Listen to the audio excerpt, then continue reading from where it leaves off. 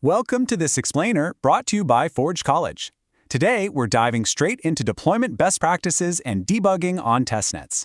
Look, if you're working through the Practical Solidity Projects course, you already know we are way past that late-night deployment strategy where you just cross your fingers, hit enter, and kind of hope the Web3 gods are smiling on you. We're turning smart contract deployment into a highly predictable, precise engineering blueprint. No more leaps of faith. I mean, ever watched a perfectly good smart contract just fail to deploy? Yeah, we've all been there. It is a very unique flavor of frustration, isn't it? You write this beautiful Solidity code, it compiles locally without a single hitch, and then you eagerly hit deploy on a public testnet, only to end up staring at some cryptic out-of-gas error or a suddenly dropped RPC connection. It's honestly like building a pristine high-performance engine in your garage, only for it to completely stall the second you pull out onto the highway. But don't sweat it, because today we're going to learn exactly how to bulletproof that entire process. So, building directly on our previous explainer, consolidating access patterns and next steps, we're actually going to use those saved deterministic artifacts as the literal fuel for today's mission.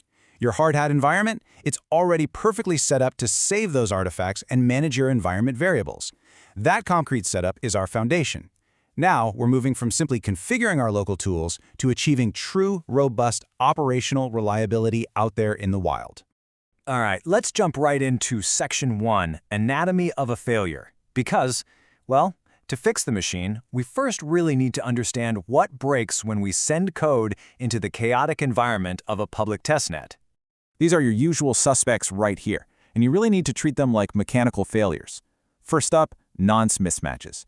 Think of a nonce kind of like a ticket number at a busy deli counter. If you try to hand in transaction number 5 when the network is currently expecting number 4, your transaction is getting rejected or it's just going to get stuck indefinitely. Second, RPC timeouts.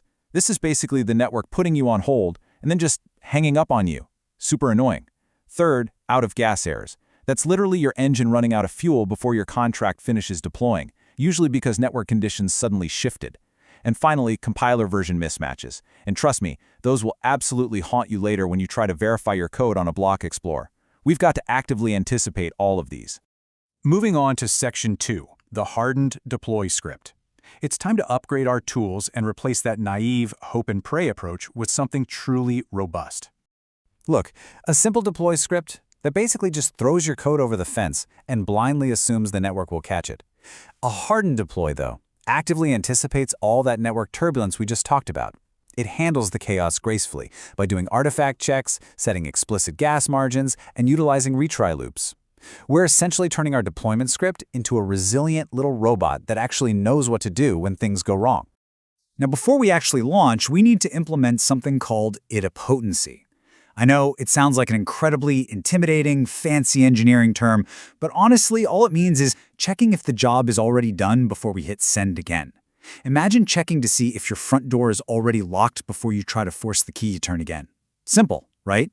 By checking our saved deployment files first, we completely avoid paying unnecessary gas to accidentally deploy the exact same contract twice, just because our script happened to crash halfway through a previous attempt. Next up, safety nets. To prevent our deployment from totally stalling out due to an out-of-gas revert, we take our node's initial gas estimate and we multiply it by a mandatory 1.2x safety margin. Because different nodes calculate gas slightly differently, you just can't blindly trust that first initial number.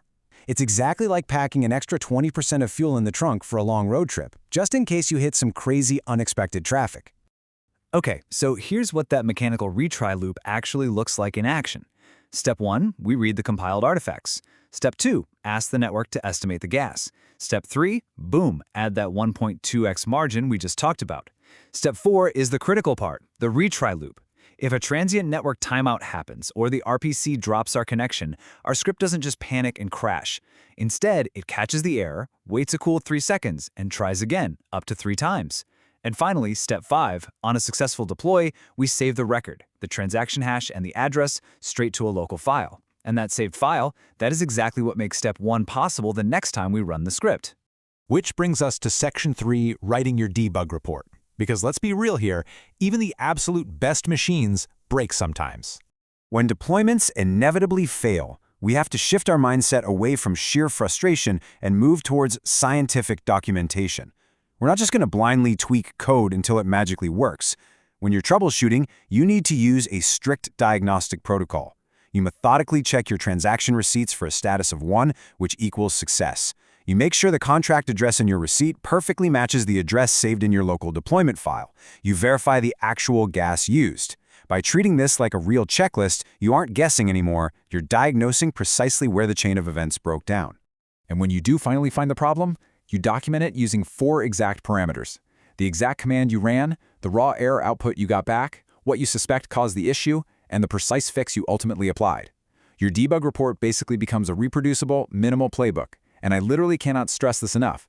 Creating these structured records is an absolutely critical skill for team handoffs in advanced Forge college learning programs. Trust me, your future teammates and honestly your future self will thank you for not just fixing a bug, but documenting exactly how you fixed it. Okay, last but not least, Section 4, verification and next steps. It's time for the final inspection.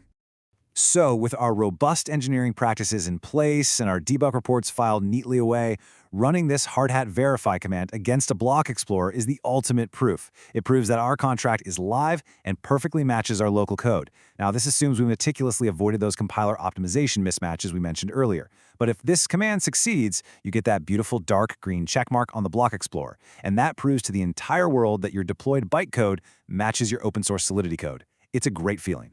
So let's do a quick recap, because this really illustrates a massive shift in how we approach this.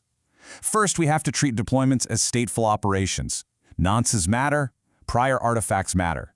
Second, explicitly manage your gas margins and use those retry loops to gracefully handle the network's temper tantrums. And third, create reproducible debug records so that every single failure actually makes your entire team smarter. By embracing state awareness, anticipating those network failures, and thoroughly documenting our fixes, testnet deployment completely transforms from a scary gamble into a highly reliable mechanical workflow. I want to leave you with one final, provocative thought. Take a look at your current deployment scripts and ask yourself, are they reliable enough to automate completely without human supervision? Because as we prepare for our next module on project planning and architecture, you really need to consider how these hardened patterns fit directly into a CI/CD pipeline. You want a system you can trust blindly. Make sure to visit forge.college to explore our platform, dive even deeper into this subject, and master these advanced Web3 topics. Thanks for learning with me on this explainer, and I will see you in the next one.